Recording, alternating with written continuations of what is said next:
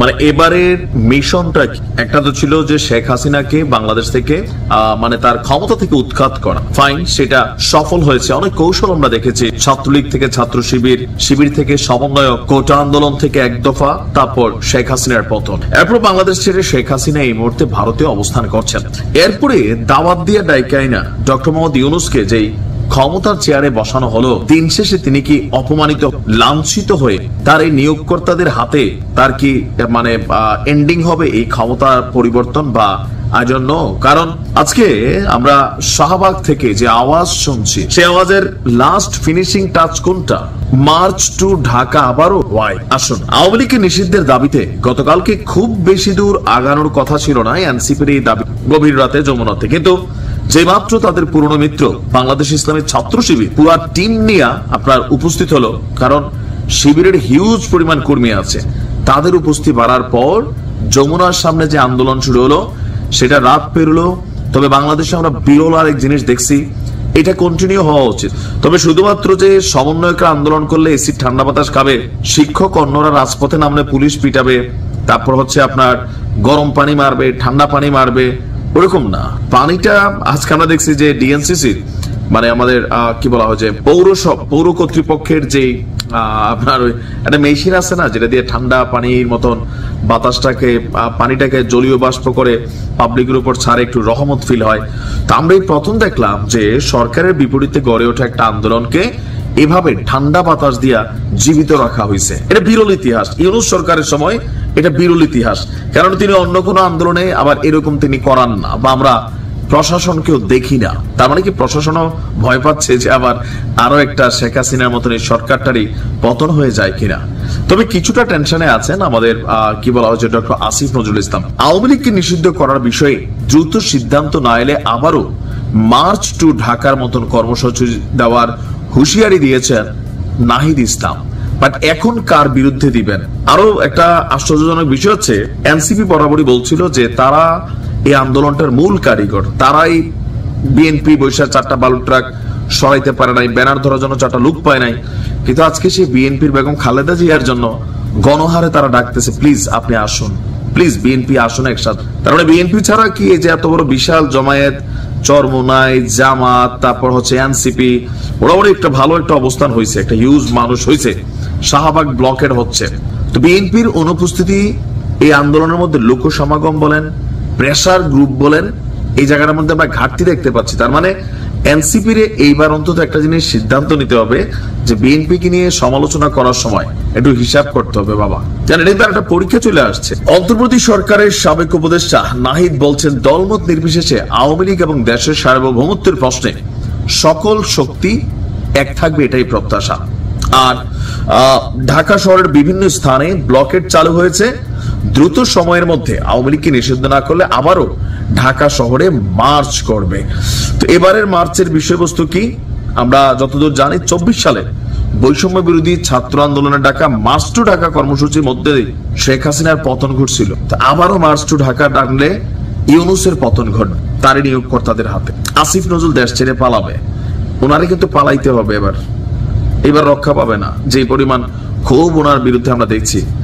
আবার সার্জিস বলছে এই আন্দোলন একদিনেরও হইতে পারে, 1 মাসেরও হইতে পারে, এরা নাকি বাড়ি যাবে না। তো আমার ধারণা অনেকে বাড়ি চলে যাবে, কারণ সবার ভাই পেট আছে, ভাত খাওয়া লাগে, কর্ম করা লাগে, মানে আমাদের তো আর আলাদা কোনো বিকল্প ইনকামের সুযোগ নাই, তাই না?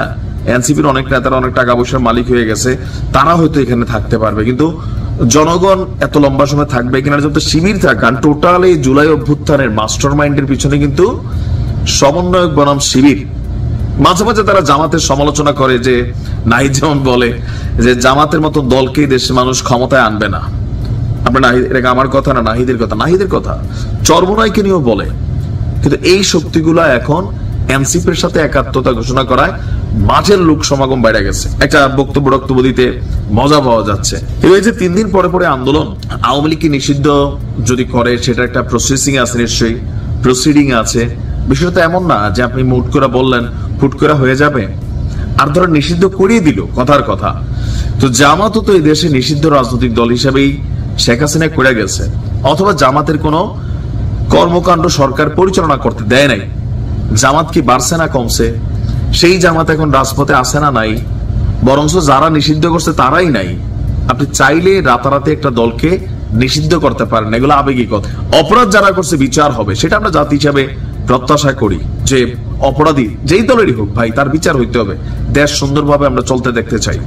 কিন্তু 3 দিন পরে পরে এই আন্দোলনে জনসম্পৃক্ততা যখন কমে যাচ্ছে, সাধারণ মানুষ আগ্রহ হারিয়ে ফেলছে, এমনকি বিরক্ত হচ্ছে অনেকে, বিশেষ করে যারা ঢাকা শহরের রাস্তাঘাটগুলো ব্যবহার করে কর্ম বা তাদের জীবিকা উপার্জন করে।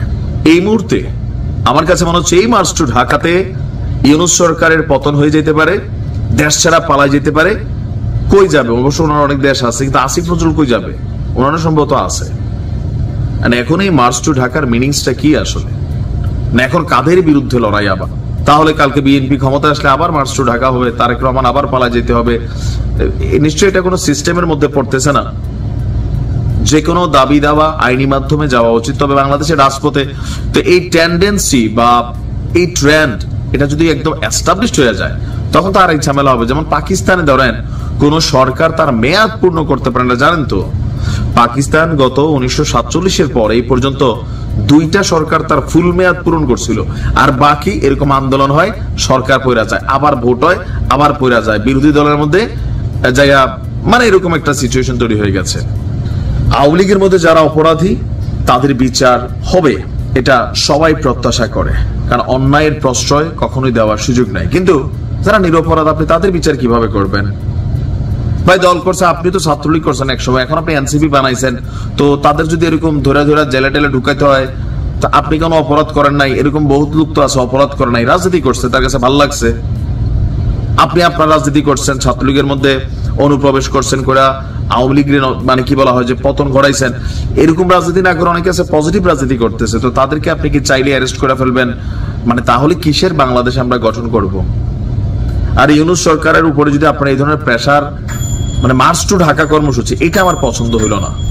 এমনি প্রেসার গ্রুপ হিসেবে কাজ করতে পারেন, সেটা আলাদা, কিন্তু একদম মার্চ টু ঢাকা যে শব্দটাতে শেখ হাসিনা বাংলাদেশের পালাই যেতে হয়েছিল, তাহলে তো আমাদের এটা বোঝা উচিত যে আবার মার্চ টু ঢাকা মানে ইউনূস দেশ ছেড়ে পালাবে। এরপর কারে বসাবেন? নির্বাচন না দিয়ে পারবেন? এগুলা আমি নিজেও বুঝি না যে আসলে বাংলাদেশে হচ্ছে কি। আর এনসিপি আসলে সময় সময়ে তারা যে দাবি দাওয়াগুলো সামনে আনছে, একটু ধৈর্য শক্তি মনে হয় দরকার। আইন আছে ভাই, আদালত আছে, প্রসিডিং আছে। আর কোন একজন ব্যক্তির কথা যদি একটা দল নিষিদ্ধ হয়, এটা কখনোই এস্টাবলিশড হবে না। আপনার শুনলে মনে হবে যে ভাই গায়ে লাগবে, কিন্তু এটাই বাস্তবতা। বাংলাদেশে এটা হয় নাই। মানুষ যখন কোনো দলকে পছন্দ করে না, ভোট দেওয়া বন্ধ করে দেয়, সাপোর্ট বন্ধ করে দেয়, একটা দলের নেই নাই হয়ে যায়। বাংলাদেশে অনেক দলের ইতিহাস আছে।